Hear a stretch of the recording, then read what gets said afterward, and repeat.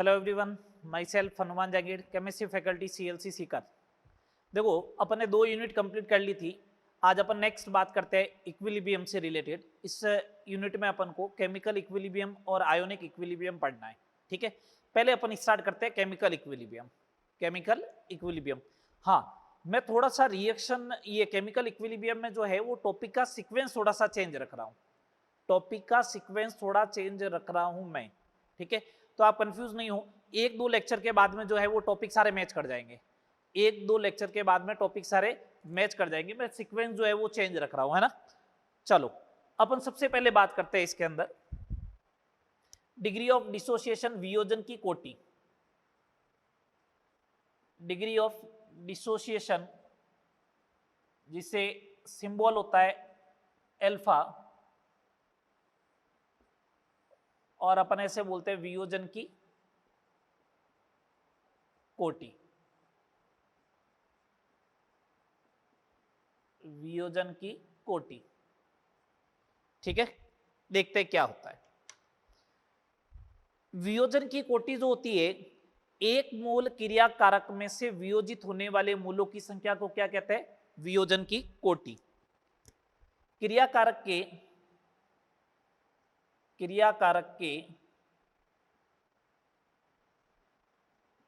एक मूल में से वियोजित होने वाले मूलों की संख्या को, वियोजित होने वाले मूलों की संख्या को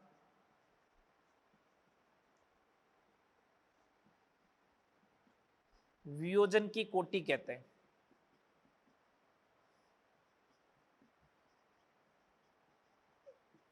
ये इसकी बेसिक डेफिनेशन हो गई।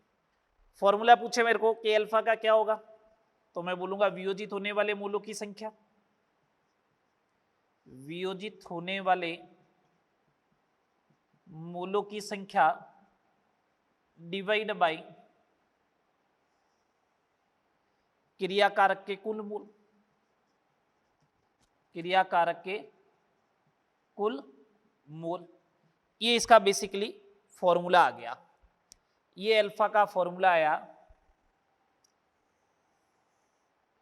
अल्फा की जो वैल्यू होती है वो 1 से ज्यादा कभी भी नहीं होगी, क्यों? एक मोल में से 1 से ज्यादा तो कभी वियोजित हो ही नहीं सकता है। परसेंटेज में चाहिए तो आप क्या करना, 100 का क्या कर देना, मल्टीप्लाई कर देना। अगर परसेंटेज में चाहिए तो 100 का क्या करोगे, मल्टीप्लाई कर दोगे। ठीक है बात। चले, सेकेंड नंबर बात सुने। जैसे मैं एक एग्जाम्पल लेता हूं, जस्ट एग्जाम्पल ले। 4 मूल क्रिया कारक में से, 4 मूल क्रिया कारक में से एक मूल वियोजित हो जाता है,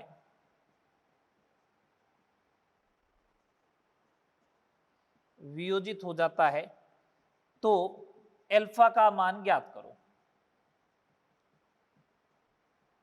अल्फा का मान ज्ञात करो। सिंपल सा क्वेश्चन है। अल्फा बराबर क्रिया कारक के वियोजित होने वाले मूल 1 बटा कुल मूल 4, कितना आएगा 0.25। परसेंटेज में चाहिए तो अल्फा परसेंटेज में हो जाएगा 25%। कितना हो जाएगा 25%। बोलो ओके मामला। ये हो गया आपका वियोजन की कोटि। अब सुने बात को, मैं कुछ आपको एग्जाम्पल दे रहा हूं कि कैसे टैकल करना। केमिकल इक्विलिब्रियम में ये चीजें लिखनी आनी जरूरी है। केमिकल इक्विलिब्रियम में ये जो मैं बता रहा हूं वो चीजें लिखनी आनी जरूरी है। जैसे अगर आपको ऐसा बोला ए कन्वर्ट हो रहा है बी में, ठीक है, टी बराबर 0 टाइम पे इसके 6 मोल है। टी बराबर 0 टाइम पे इसके कितने मोल है, 6 मोल है। अल्फा आपको दे रखा है 20%। अल्फा कितना दिया है, 20%। आपसे बोला गया कि ए और बी के मूलों की संख्या बताओ। आपसे क्या बोला गया, ए और बी के मूलों की संख्या बताओ। ठीक है, बता देंगे अभी। ए और बी के मूलों की संख्या बताओ, अभी बता देंगे। सुने बात को, अल्फा है तो अल्फा है 20%। 20% का मतलब 20/100 इज इक्वल टू वियोजित होने वाले मूलों की संख्या मैंने मान ली x है, अपॉन स्टार्टिंग में मोल कितना है, 6 है। स्टार्टिंग में मोल कितना होगा, 6 होगा। ठीक है बात। अब सुनो, x की वैल्यू कितनी आएगी, x की वैल्यू आ जाएगी 1.2। कितनी आएगी, 1.2। इसका मतलब 1.2 मोल वियोजित होगा।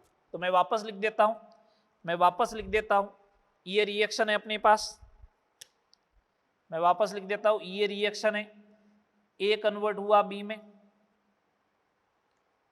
ठीक है, ए कन्वर्ट हुआ बी में।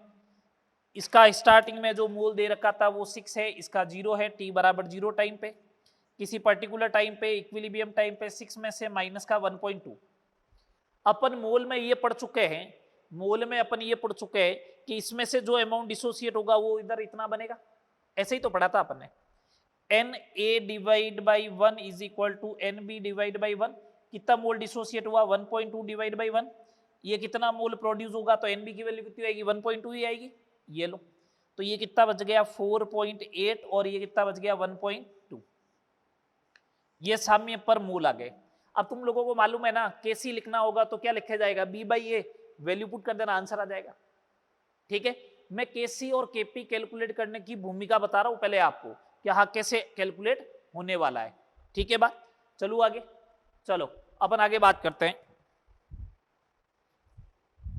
सेकंड नंबर एग्जांपल देखें, इसका फर्स्ट एग्जांपल था, सेकंड नंबर एग्जांपल मैंने इस बार चेंज किया, 2a कन्वर्ट कर दिया b में, t बराबर 0 टाइम पे इधर रखा 8 मोल और ये रखा 0 मोल। मैंने बोला अल्फा जो है वो 40% है, अल्फा है 40%। तो मैंने कहा सिंपल सी बात है, देखो सुनो, अल्फा 40% है तो x जो आएगा, जो अमाउंट टूटने वाला है वो होना चाहिए 8 का 40%, 3.2 कितना आएगा? 3.2। तो अब आप ऐसा लिखे, इसको ऐसा लिख दे, 2a कन्वर्ट हो रहा है b में, तो मैं इसको ऐसा लिख सकता हूं, इसको ऐसा लिख सकता हूं, t बराबर 0 टाइम पे ये 8 माइनस ये 8 था, ये 0 था, t बराबर इक्विलिब्रियम टाइम पे 8 माइनस 3.2, यहाँ पे 3.2 गया तो यहाँ पे कितना आएगा? 1.6 ये आएगा, तो 8 माइनस 3.2 हो गया 4.8 और ये कितना होगा? 1.6। बोलो, यही आएगा। दो एग्जाम्पल आए समझ में? आगे और देखो एग्जाम्पल, थर्ड नंबर एग्जाम्पल देखो,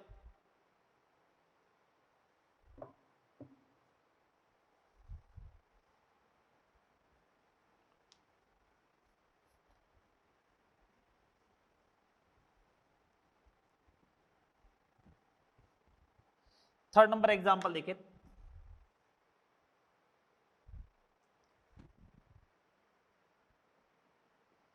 टू ए कन्वर्ट हुआ 3b प्लस सी के अंदर, ये है एग्जाम्पल। इस बार t बराबर 0 टाइम पे, t बराबर 0 टाइम पे इसका 6 मोल है, इसका 1 मोल है, इसका 0 मोल है। ठीक है, और सुने, मेरे को दे रखा है अल्फा बराबर 10% है, तो अल्फा बराबर 10% है, तो देखो लिखने का तरीका समझना। अपने लिखा 2a कन्वर्ट हुआ 3b प्लस सी के अंदर, t बराबर 0 टाइम पे इसके 6 मोल है, इसका 1 मोल है, इसका 0 है। t बराबर इक्विलिब्रियम टाइम ले रहा हूं, 6 माइनस 1 मोल में से अल्फा जाता है तो 6 मोल में से कितना जाएगा? 6 अल्फा। ठीक है बात, इसके लिए 6 अल्फा जाएगा तो इधर 3 अल्फा बनेगा और 1 पहले से, और इधर क्या बनेगा? एक मिनट रुक जाओ, यहां 6 अल्फा नहीं 9 अल्फा आएगा। कितना आएगा? 9 अल्फा। और इधर कितना आएगा? 3 अल्फा। कैसे आया? नहीं आया समझ में? नहीं आया तो देखो, अपन ऐसा लिखते हैं, N A divide by 2 is equal to N B divide by 3। कितना मोल डिसोसिएट हुआ? 6 alpha divide by 2 is equal to N B divide by 3, तो N B is equal to 9 alpha आ जाएगा। ये देखो, तो 9 अल्फा लिख दिया, इधर कितना लिख दिया? 3 अल्फा। ठीक है, अल्फा की वैल्यू है 10%, मतलब 0.1, अल्फा की वैल्यू रख दो 0.1, तो 6 माइनस 0.6, 1 प्लस 9 इंटू अल्फा की वैल्यू 0.1, 3 इंटू 0.1, यही बात हुआ 10% का मतलब। तो ये हो जाएगा 5.4, ये हो जाएगा 1.9, ये हो जाएगा 0.3, ये क्या हो जाएगा? 0.3 हो जाएगा। बोलो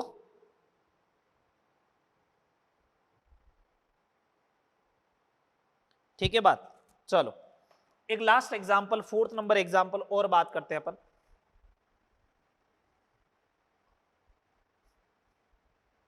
एक 4th नंबर एग्जांपल बात करते हैं।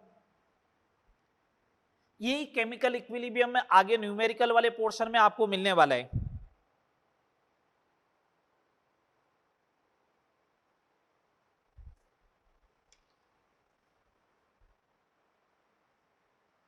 टू ए कन्वर्ट हुआ 3b + 4c के अंदर, t बराबर 0 टाइम पे इसका 5 मूल है, इसका 1 मूल है और इसका 0 मूल है।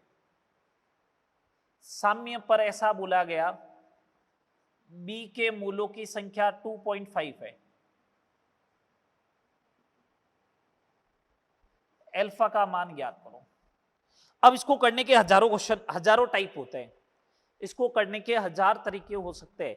अब अपन को सेलेक्ट करना है कि अपन तरीका कौन सा चूज करें। अपन देखेंगे कि अपन को कौन सा मेथड लगाना है। मैं आपको 2-3 मेथड बता रहा हूं, आप किसी भी मेथड से करें, आंसर हमेशा सही आएगा, कंफ्यूज नहीं हो। सॉल्यूशन फर्स्ट मेथड, मैं तो अल्फा से कर रहा हूं। 2a कन्वर्ट हुआ 3b + 4c के अंदर, t बराबर 0 टाइम पे इसका 5 मूल, इसका 1 और इसका 0। t बराबर इक्विलिब्रियम टाइम पे अगर डिग्री ऑफ डिसोसिएशन, वियोजन की कोटि अगर अल्फा है तो 5 - 5 अल्फा होगा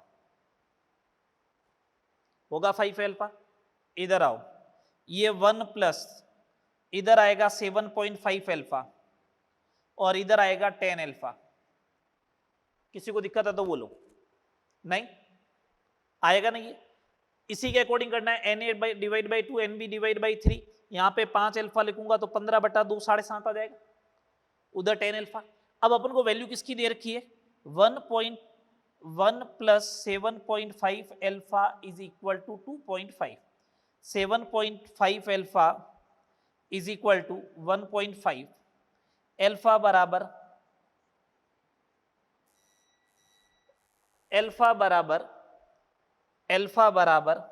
1/5 मीन्स 0.2 आएगा। अल्फा 2 आया, परसेंटेज में चाहिए तो 20%। कितना आ गया, 20% आएगा। अल्फा कितना परसेंटेज आ गया, 20। बोलो अल्फा 20% आया। अब किसी ने कहा ठीक है, मैंने तो अल्फा मान के किया, आंसर आया। कोई कहता है नहीं सर इस मेथड से मत करो, आप ऐसा भी पढ़ रखा हमने।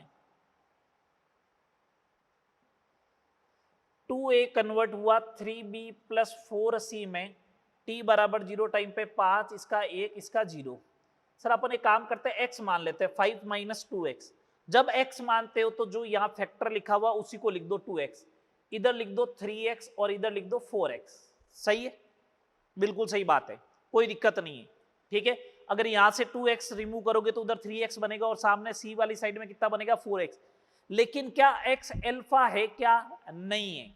डिग्री ऑफ डिसोसिएशन x नहीं है, x तो वियोजन की मात्रा, वियोजन की कोटि नहीं है।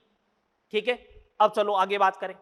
1 + 3x की वैल्यू जो है ना सर, वो है 2.5, तो 3x की वैल्यू होगी 1.5, तो x इज इक्वल टू होगा 0.5। अब मैंने कहा अल्फा कितना होगा, तो अल्फा होता है वियोजित होने वाले मूलों की संख्या 2x थी अपॉन प्रारंभिक मूल 5, तो ये 2 × 0.5 डिवाइड बाई 5, ये कितना आएगा, 0.2 आएगा। ये लो 0.2 आ गया सर, ये 0.2 आया, ये भी 0.2 ही आया था अल्फा, देख लो सेम आया। बोलो तीसरा तरीका ये और हो सकता है, तीसरा तरीका एक और हो सकता है, क्या, थर्ड मेथड एक और हो सकता है। किसी ने ऐसे लिखा 2a कन्वर्ट हो गया 3b + 4c में, इसको 5 लिखो, इसको 1 लिखो, इसको 0 लिखो। ठीक है, यहाँ 5 - x करो तो यहाँ 1 + 1.5x हो जाएगा, यहाँ 2x हो जाएगा। सेम बात है, x डिसोसिएट किया है तो ये होगा x/2 इज इक्वल टू, वहां पे कितना डिसोसिएट होगा, ये लो 3x/2 हो जाएगा nb की वैल्यू। अब इसकी वैल्यू दे रखी है मेरे को 2.5, तो x की वैल्यू हो गई 1। x वियोजन की कोटि थोड़ी ना है, वियोजन की कोटि तो वियोजित होने वाले मूलों की संख्या डिवाइड बाई 5, 1 डिवाइड बाई 5 कितना आएगा, 0.2। किसी भी मेथड से देखो आंसर क्या आएगा, सेम आएगा। ये आपको समझ में आना चाहिए, यहाँ के पूरे केमिकल इक्विलिब्रियम में यही चीजें आपको मिलेगी, वहां पे पूरे केमिकल इक्विलिब्रियम में यही सारी चीजें वहां पे मिलने वाली है। तो डिग्री ऑफ डिसोसिएशन समझ में आ गया। पहला टॉपिक जो मैं डिस्कस किया, वियोजन की कोटि क्या होती है, वो समझ में आया। इन एग्जाम्पल को वापस आपको अच्छे से देखना है, ठीक है। चलो आगे बात करते हैं।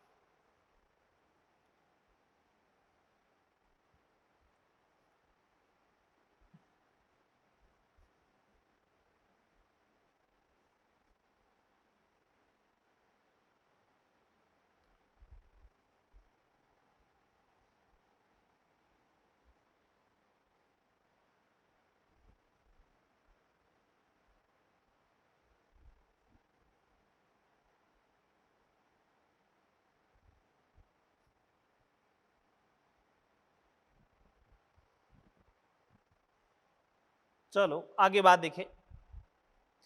वियोजन की कोटि एवं वाष्प घनत्व में संबंध। वियोजन की कोटि एवं वाष्प घनत्व में संबंध, relation between alpha and vapour density.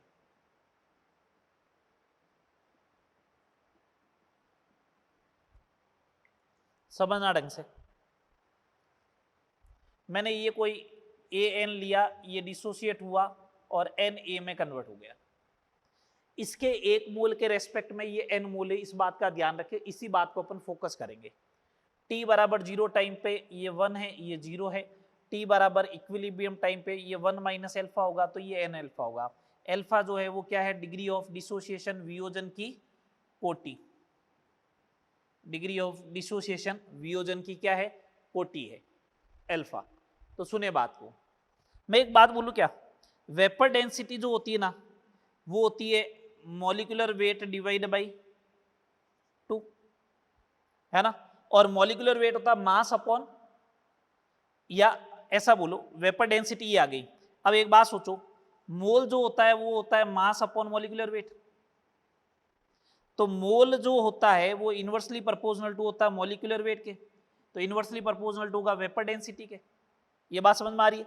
तो मैं ऐसा बोल दूं क्या, मोल जो होता है वो इनवर्सली प्रोपोर्शनल टू होता है किसके, वेपर डेंसिटी के, ठीक है।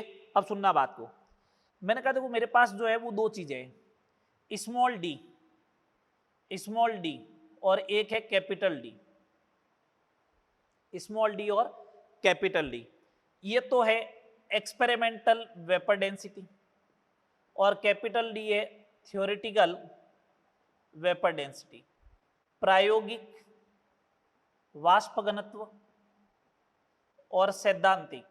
सैद्धांतिक कभी दे नहीं रखा होता है, ये अपन को मालूम होता है क्या होता है, मॉलिक्यूलर वेट डिवाइड बाई 2 कर दो। एक्सपेरिमेंटल मोल जो होंगे वो यहां पे आने वाले, थ्योरेटिकल मोल कितना था क्रियाकारक का 1। मैं ये बात बोल रहा हूं मोल थ्योरेटिकल, मैंने पहले भी समझाया था सॉल्यूशन वाले टॉपिक में, मोल थ्योरेटिकल तो 1 है। मोल एक्सपेरिमेंटल कितना है, 1 minus alpha plus N alpha, तो 1 प्लस एल्फा एन माइनस 1।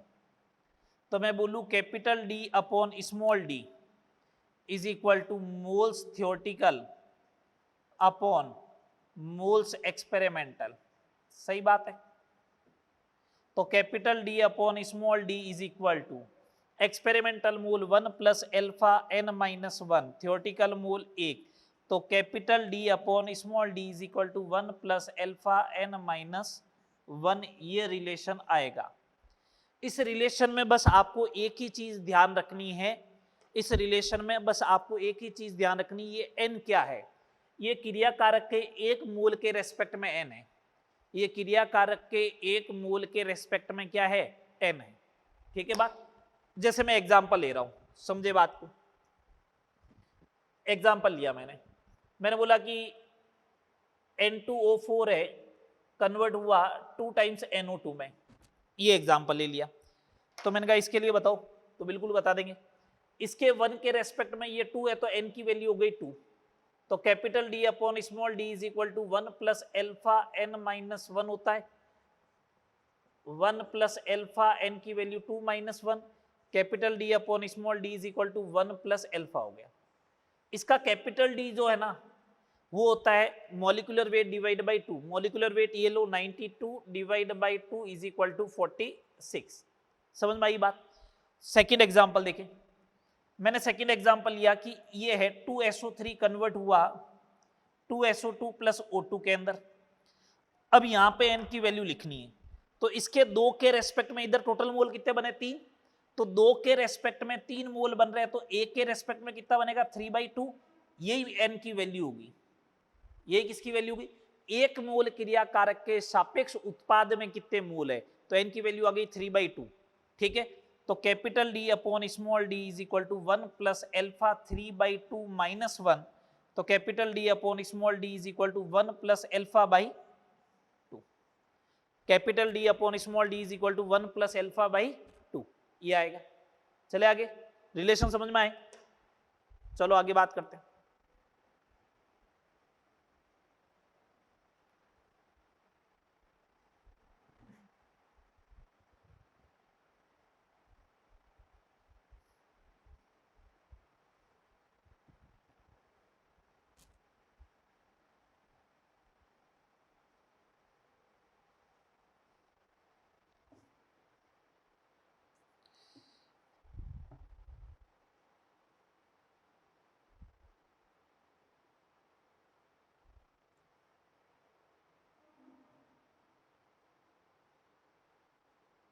लिखे एक प्रॉब्लम लिखे अब इससे रिलेटेड। क्या है? NH4Cl जो होता है वो ये बनाता है NH3 प्लस HCl। यदि NH4Cl का पूर्ण वियोजन हो, पूर्ण वियोजन का मतलब अल्फा कितना हो गया 100% 1, पूर्ण वियोजन हो तो NH4Cl का प्रायोगिक अणुभार ज्ञात करो।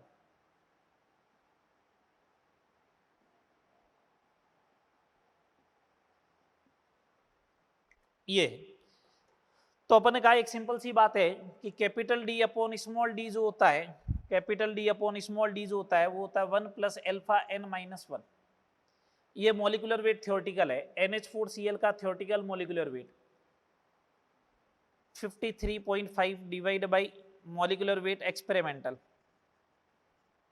Is equal to 1 plus alpha 1 2 minus 1, तो मॉलिक्यूलर वेट एक्सपेरिमेंटल जो आएगा वो कितना होगा 53.5 डिवाइड बाई 2, ये आएगा,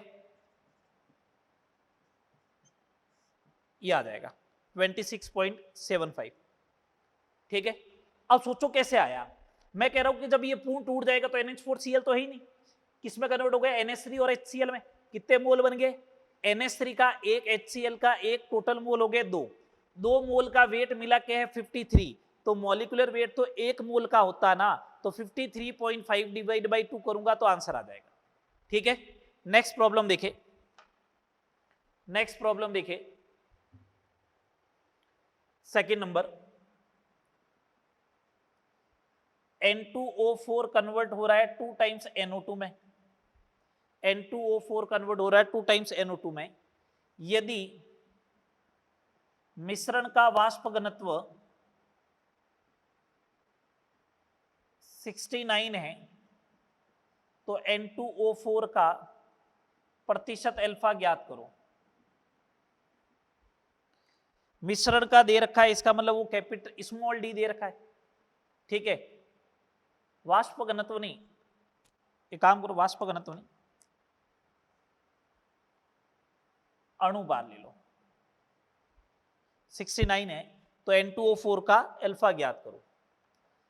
तो अपन को मालूम है कि molecular weight theoretical upon molecular weight experimental जो होता है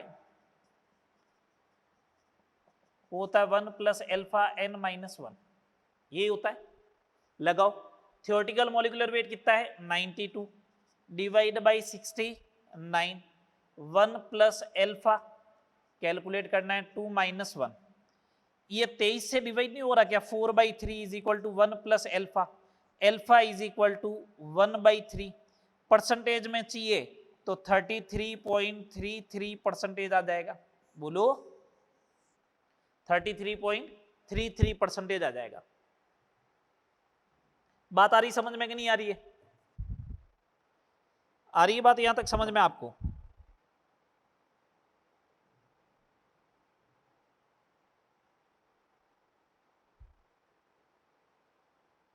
अगला देखिए,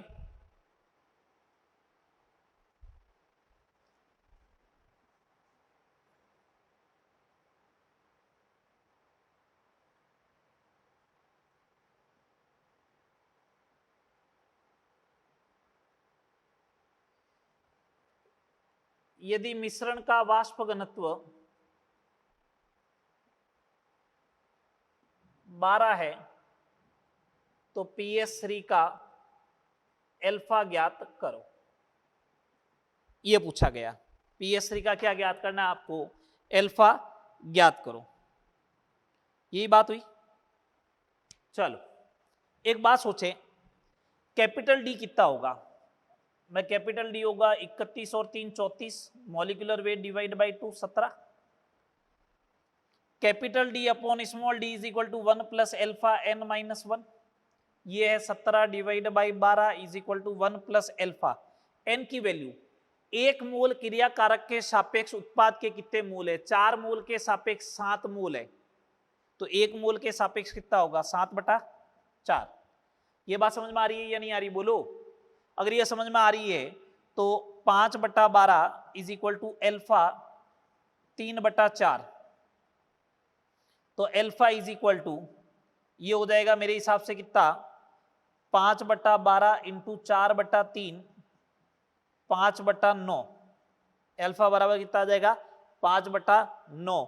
अगर मैं परसेंटेज में बात करूं तो 55.55% आ जाएगा। समझ में आई बात या नहीं आई? बोलो। ये बात हो गई अपनी वाष्प घनत्व एवं वियोजन की कोटि एल्फा में रिलेशन, और इससे रिलेटेड मैंने आपको 3 प्रॉब्लम बता दी। कर लोगे इस टाइप से? चले आगे, चलो आगे बात करते हैं।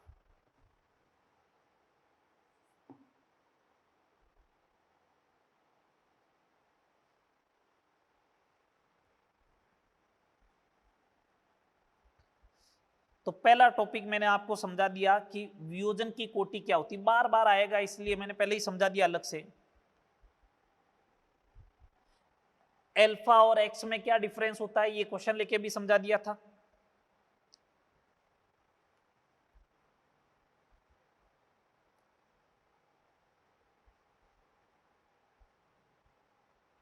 चलो आगे बात करते हैं,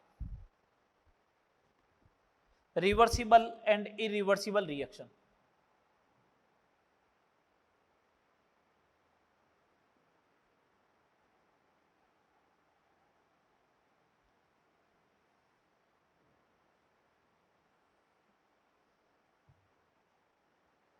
उत्क्रमणीय एवं अनुत्क्रमणीय अभिक्रियाएं। रिवर्सिबल और इरिवर्सिबल रिएक्शन क्या होगी? पहले अपन बात करते हैं रिवर्सिबल रिएक्शन के बारे में। एग्जाम्पल सबके एक साथ बात करेंगे। रिवर्सिबल रिएक्शन, उत्क्रमणीय अभिक्रिया। क्या होती है उत्क्रमणीय अभिक्रिया? शॉर्ट शॉर्ट पॉइंट बनाते हुए चलेंगे। पहला पॉइंट, दोनों दिशाओं में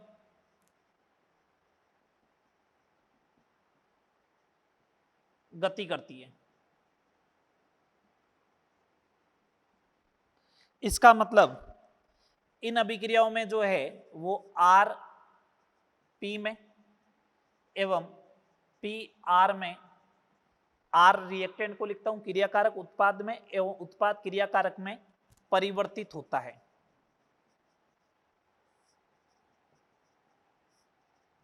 थर्ड नंबर पॉइंट, ये अभिक्रिया में, इन अभिक्रियाओं में कोई भी लिमिटिंग रिएजेंट सीमांत अभिकर्मक, सीमांत या आदिक्य अभिकर्मक नहीं होता है। अभिकर्मक नहीं होता है, न कोई सीमांत अभिकर्मक होगा, न कोई आदिक्य अभिकर्मक होता है। ठीक है। अगर कोई लिमिटिंग रिएजेंट हो गया तो रिएक्शन क्या हो गया, इसका मतलब पूरी की पूरी एक ही डायरेक्शन में चली गई, है ना, खत्म हो जाएगा ना। तो ना तो सीमांत अभिकर्मक होना चाहिए ना आदिक्य अभिकर्मक होता है। फोर्थ नंबर पॉइंट, इनको रिप्रेजेंट किसके थ्रू करते हैं, ये इस वाले एरो के थ्रू द्वारा प्रदर्शित, ठीक है बात। ये रिवर्सिबल रिएक्शन है, दोनों दिशाओं में गति करती है, आरपी में एवं पी आर में कन्वर्ट होगा, सीमांत या आदिक्य अभिकर्मक नहीं होता है और इन एरो के द्वारा प्रदर्शित किया जाता है। चले, इरिवर्सिबल रिएक्शन, अनुत्क्रमणीय अभिक्रिया, अनुत्क्रमणीय अभिक्रिया, इरिवर्सिबल रिएक्शन। इरिवर्सिबल रिएक्शन में क्या, केवल एक दिशा में, केवल एक दिशा में गति करती है,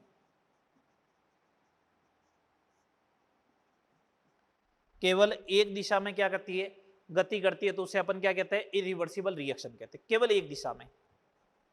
सेकेंड नंबर पॉइंट, इसमें या तो आरपी में या पी आर में परिवर्तित होगा, दोनों चीज नहीं होगी।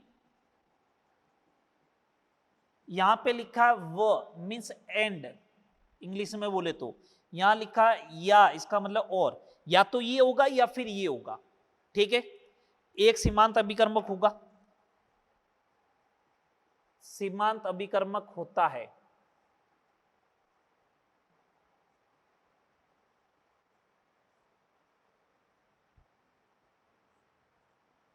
क्या होगा, लिमिटिंग रिएजेंट होगा, सीमांत अभिकर्मक होता है।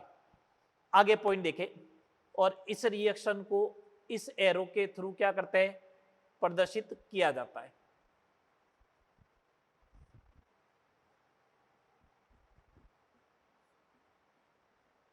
ठीक है बात। ये बेसिकली जो है वो रिवर्सिबल और इरिवर्सिबल में बेसिक डिफरेंस है, रिवर्सिबल रिएक्शन क्या है, इरिवर्सिबल रिएक्शन क्या है, ठीक है। अब अपन बात करते हैं एग्जाम्पल की, एग्जाम्पल ऑफ इरिवर्सिबल रिएक्शन। पहला, फर्स्ट, दहन अभिक्रिया। कोई भी दहन अभिक्रिया हो वो हमेशा कैसी होती है, इरिवर्सिबल। अगर आप एक 100 रुपए का नोट जला दो, कैसा भी जादू मंत्र कुछ भी कर दो, उस राख से वापस 100 रुपए का नोट कभी भी नहीं बनेगा। इसका मतलब कंबशन रिएक्शन कैसी होती है, इरिवर्सिबल होती है। तो CH4 का कंबशन लिखा हुआ हो O2 की प्रेजेंस में, तो बनता है CO2 प्लस H2O। ये रिएक्शन कैसी है, रिएक्शन कैसी है, इरिवर्सिबल है, ठीक है। चले सेकंड नंबर एग्जांपल, खुले पात्र में अभिक्रिया।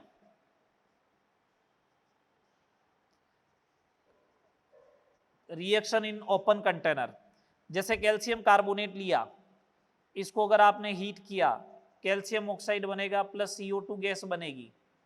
ये CO2 गैस बाहर चली जाएगी, जब एक बार कंटेनर से बाहर निकल गई तो वापस रिएक्शन करके बैकवर्ड में नहीं आएगा। थर्ड रिएक्शन, रेडॉक्स अभिक्रियाएं। ये रिएक्शन ऐसे ही होगी, zinc plus copper sulphate reaction करेगा तो ZnSO4 प्लस कॉपर ही बनेगा, ये रिएक्शन रिवर्ट नहीं होगी, ठीक है। फोर्थ,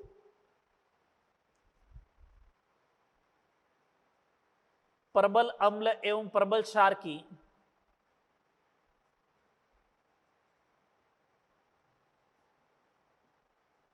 प्रबल अम्ल एवं प्रबल क्षार की उदासीनीकरण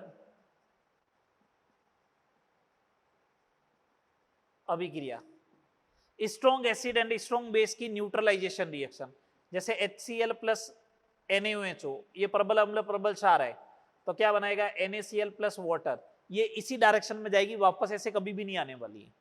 और पांचवा, अवक्षेपण अभिक्रियाएं, प्रेसिपिटेट रिएक्शन, जिनमें अवक्षेप बनता है, अवक्षेपण अभिक्रियाएं, ठीक है। जैसे AgNO3 में अगर NaCl ऐड करते हो तो AgCl का श्वेत कलर का अवक्षेप बनता है प्लस NaNO3 बनता है। ये रिएक्शन इसी डायरेक्शन में जाएगी, अवक्षेपण अभिक्रिया, ओनली फॉर एक ही डायरेक्शन में। ये 5 टाइप की कैटेगरी है इरिवर्सिबल की। पहली दहन अभिक्रिया, दूसरा जो है वो खुले पात्र में अभिक्रिया, third redox reaction, fourth number प्रबल अम्ल एवं प्रबल क्षार की उदासीनीकरण अभिक्रिया, और पांचवी क्या, अवक्षेपण अभिक्रिया। ठीक है, अब बात करते हैं एग्जाम्पल ऑफ रिवर्सिबल रिएक्शन।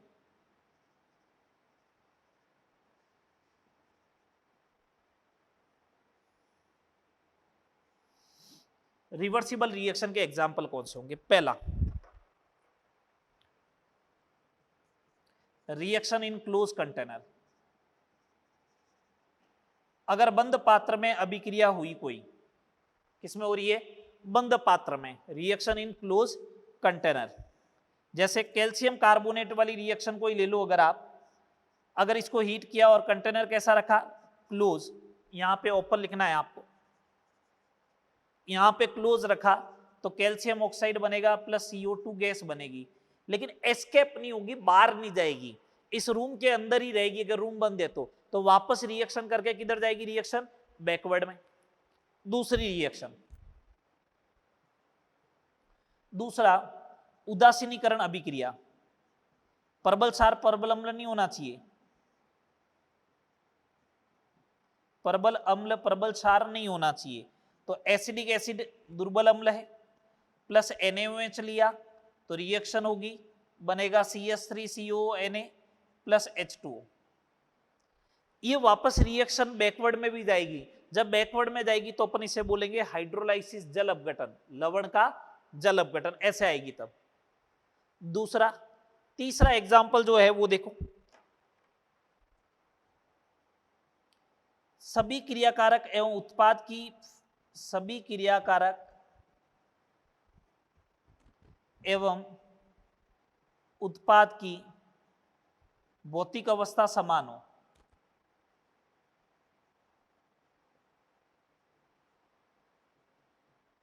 सभी क्रियाकारक एवं उत्पाद की भौतिक अवस्था क्या हो? समान हो।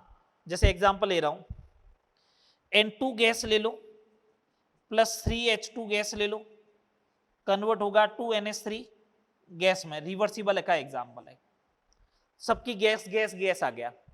ये ले लो, एसिडिक एसिड ले लो, लिक्विड होता है, प्लस इथेनॉल ले लो, लिक्विड होता है। जब ये रिएक्शन करता है तो एस्टर बनाता है CH3COC2H5, ये भी लिक्विड है, प्लस क्या बनाएगा? वाटर, ये भी लिक्विड है। सबकी फिजिकल अवस्था क्या है? फिजिकल स्टेट, भौतिक अवस्था क्या है? सेम है। तो रिएक्शन कैसी होगी? रिवर्सिबल।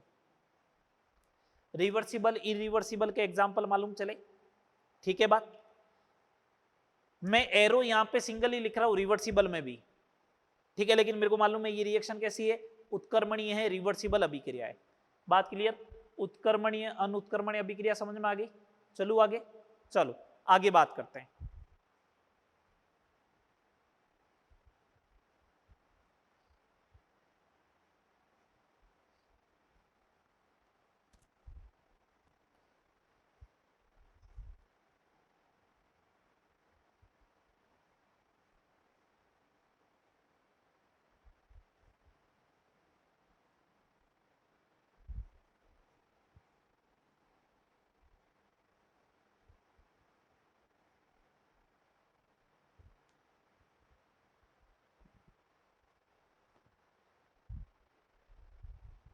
हाँ देखो, नेक्स्ट साम्य क्या होता है।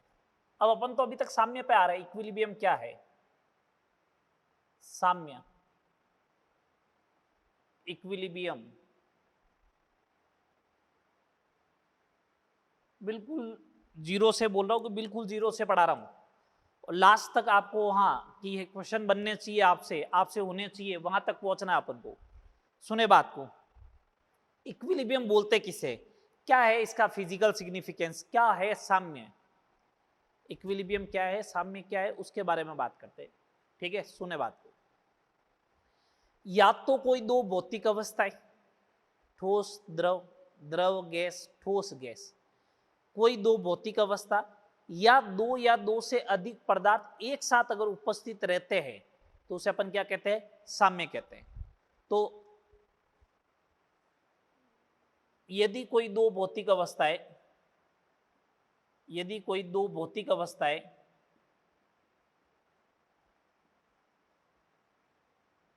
यदि कोई दो भौतिक अवस्थाएं या दो से अधिक स्पीसीज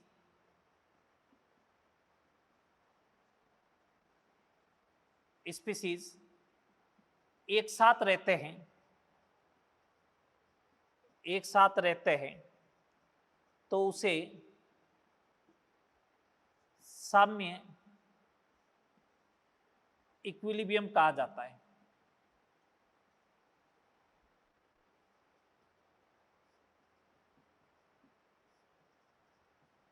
यदि कोई दो भौतिक अवस्थाएं या दो से अधिक स्पीसीज जो है एक साथ रहते हैं तो उसे अपन क्या बोलेंगे, साम्य कहा जाता है। यदि कोई दो भौतिक अवस्थाएं या दो से अधिक स्पीसीज एक साथ रहते हैं तो उसे क्या कहा जाता है, साम्य कहा जाता है। उसे क्या बोलेंगे, इक्विलिब्रियम बोलेंगे। दो से अधिक भौतिक अवस्थाएं या फिर क्या, अधिक स्पीसीज। साम्य देखो दो टाइप का होता है, इक्विलिब्रियम जो है वो दो टाइप का होता है। कौन कौन से, एक तो होता है भौतिक साम्य और एक होता है रासायनिक साम्य। भौतिक साम्य, फिजिकल इक्विलिब्रियम,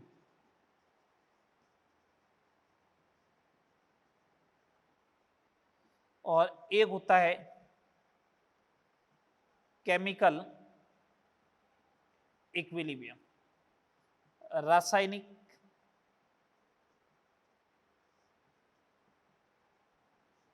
साम्य। दो होते हैं, या तो भौतिक साम्य होगा या फिर रासायनिक साम्य। भौतिक साम्य का क्या मतलब, भौतिक साम्य का मतलब ये होता है, कोई दो भौतिक अवस्थाएं एक साम्य में एक साथ हो, द्रव और गैस एक साथ हो, ठोस या द्रव एक साथ हो, ठीक है, या फिर ठोस या गैस।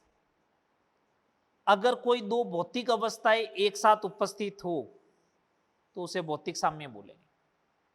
इधर आइएगा केमिकल इक्विलिब्रियम में, रासायनिक साम्य की तरफ। अगर दो या दो से अधिक रासायनिक स्पीसीज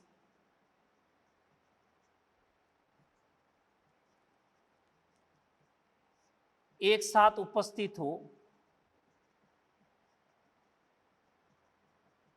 तो उसे अपन क्या बोलेंगे, केमिकल इक्विलिब्रियम। जैसे N2 gas plus 3H2 gas convert to NH3 gas. ये दो या दो से अधिक रासायनिक स्पीसीज हो गई, N2, H2 और अमोनिया, तीन स्पीसीज हो गई। N2O4 2 टाइम्स NO2, ये दो स्पीसीज हो गई। अगर एक साथ उपस्थित है तो इसे अपन क्या बोलेंगे, साम्य बोला जाएगा। इसको क्या बोला जाएगा, साम्य बोला जाएगा। यहां तक बात क्लियर। नेक्स्ट हेडिंग लगाइए। तो साम्य समझ में आ गया, इक्विलिब्रियम होता क्या है।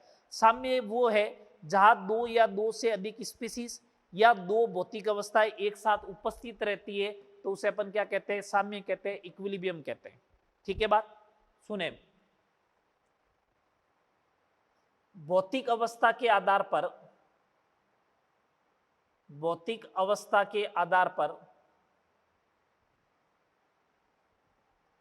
साम्य के प्रकार, भौतिक अवस्था के आधार पर साम्य के प्रकार क्या होंगे। टाइप्स ऑफ इक्विलिब्रियम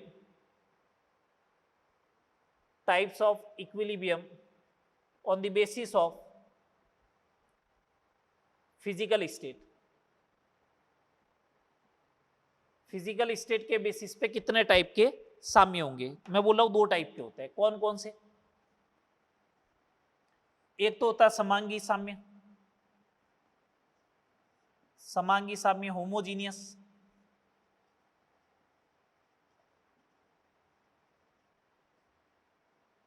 और एक होता है विषमांगी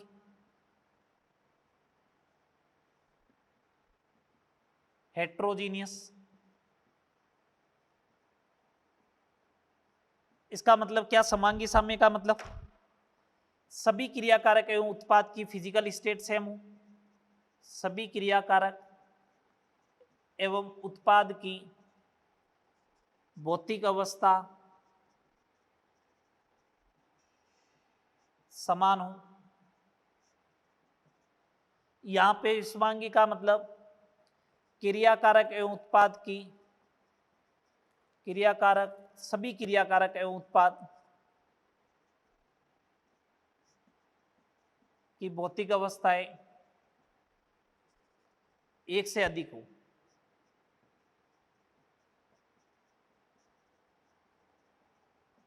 जैसे एग्जांपल ले रहा हूं, N2 gas plus 3H2 gas convert हुआ टू NH3 गैस, सब गैस गैस गैस है।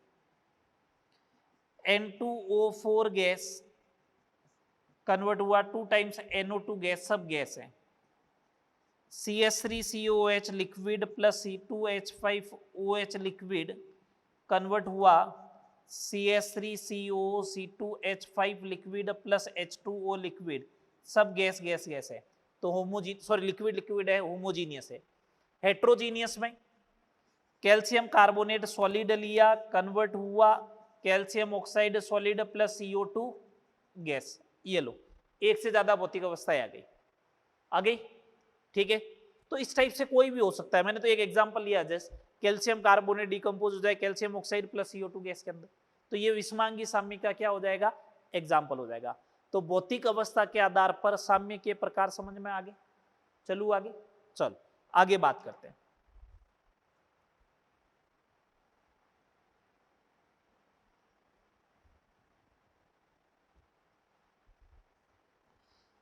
अभी तक अपन ये नहीं बात हुई है कि साम्य आएगा कब, यहां तक तो अपन पहुंचे नहीं। उससे पहले की सारी भूमिका बता रहा हूं, क्यों वहां पे न्यूमेरिकल में लिखा हुआ आएगा समांगी साम्य है, तो अपन को समझ में आना चाहिए कि सबकी भौतिक अवस्था क्या है, सेम है। वो बोलेगा होमोजीनियस गैसियस इक्विलिब्रियम, तो इसका मतलब सबकी फिजिकल स्टेट क्या होगी, गैस होगी। होमोजीनियस गैसियस बोले तब। चलो आगे बात करते हैं। मैं नेक्स्ट बात कर रहा हूं law of mass action. Law of mass action, द्रव्यानुपाती क्रिया का नियम। द्रव्यानुपाती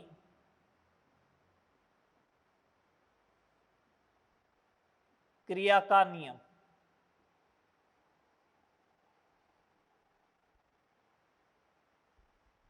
द्रव्यानुपाती क्रिया का नियम, इसमें पहले समझिएगा, इसके अंदर मैं कुछ पॉइंट फॉर्मेट में चल रहा हूं। सबसे पहले सक्रिय द्रव्यमान क्या होता है, एक्टिव मास।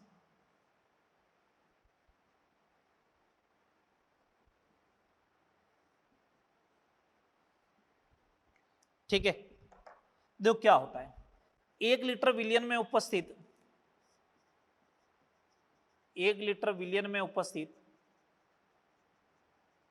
पदार्थ के मूलों की संख्या को,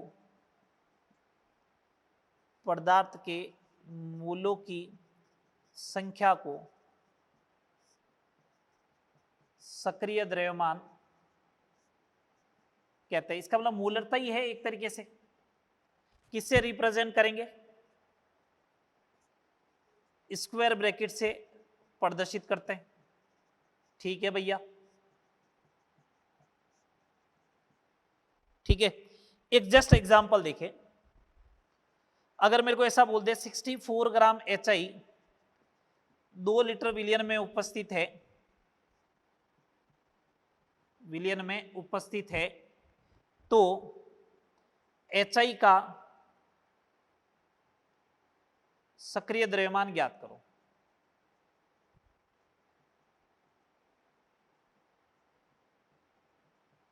HI का सक्रिय द्रव्यमान ज्ञात करो।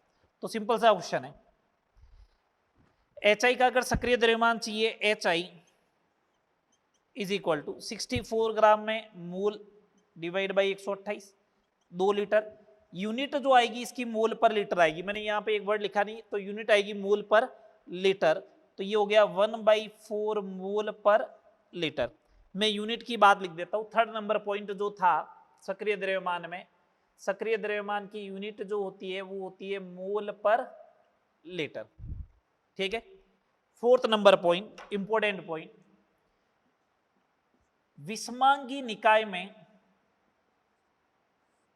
विषमांगी साम्य में, हेट्रोजीनियस में शुद्ध द्रव एवं ठोस का सक्रिय द्रव्यमान इकाई एक माना जाता है। ठीक है, विषमांगी साम्य में शुद्ध द्रव एवं ठोस का सक्रिय द्रव्यमान क्या माना जाएगा? इकाई माना जाएगा। अगर कोई हेट्रोजीनियस सिस्टम है, उसमें प्योर लिक्विड है, प्योर सॉलिड है, तो उसका एक्टिव मास कितना कंसीडर करोगे? 1। ठीक है, कुछ भी दे रखा है, क्या कंसीडर करना है? 1। ये बात है सक्रिय द्रव्यमान की। इस पॉइंट को ध्यान रखना है, फोर्थ नंबर वाले पॉइंट को न्यूमेरिकल वगैरह में काम में लेंगे। ठीक है, बात पहला हो गया सक्रिय द्रव्यमान। अब अपन बात करते हैं द्रव्यानुपाती क्रिया का नियम। द्रव्यानुपाती क्रिया का नियम।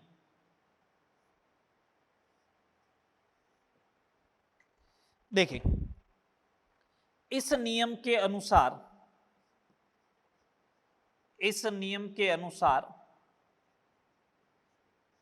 किसी अभिक्रिया की दर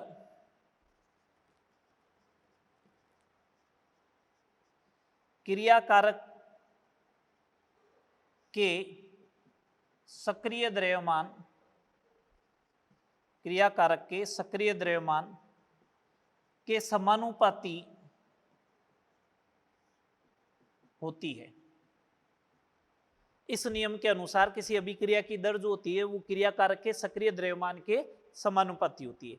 एग्जाम्पल समझे, जैसे मैंने एक रिएक्शन लिखी A कन्वर्ट B, तो मैं लिखूं रेट, अभिक्रिया की दर, वो समानुपाती आएगी सक्रिय द्रव्यमान ऑफ A। मैंने एग्जाम्पल लिखा ऐसे 2A कन्वर्ट हुआ B, अगर मेरे से पूछे रेट तो सक्रिय द्रव्यमान A, और यहां आगे जो स्टोइकियोमेट्रिक कोएफिशिएंट लिखा हुआ है उसको क्या लिखना है? 2, या लिख दो। अगर इन जनरल अगर मैं बात करूं M1A प्लस M2B अगर कन्वर्ट हो रहा है P के अंदर, और मेरे से पूछे कि अभिक्रिया की दर R क्या आएगी, तो मैं बोलूंगा A की पावर M1 B की पावर M2, ये आएगी। ये है आपका क्या? Law of mass action.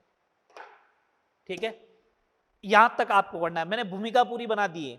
Next lecture में आते ही अपन ये बात करेंगे कि इक्विलिब्रियम की कंडीशन क्या है, इक्विलिब्रियम की प्रॉपर्टीज क्या रहेगी, फिर केसी केपी लिखना सीखेंगे, फिर केसी और केपी में रिलेशन क्या। तो दूसरा लेक्चर अपना केपी केसी में रिलेशन वगैरह वहां तक पहुंचा दूंगा मैं। ठीक है, बात ओवरऑल बात क्लियर सारी?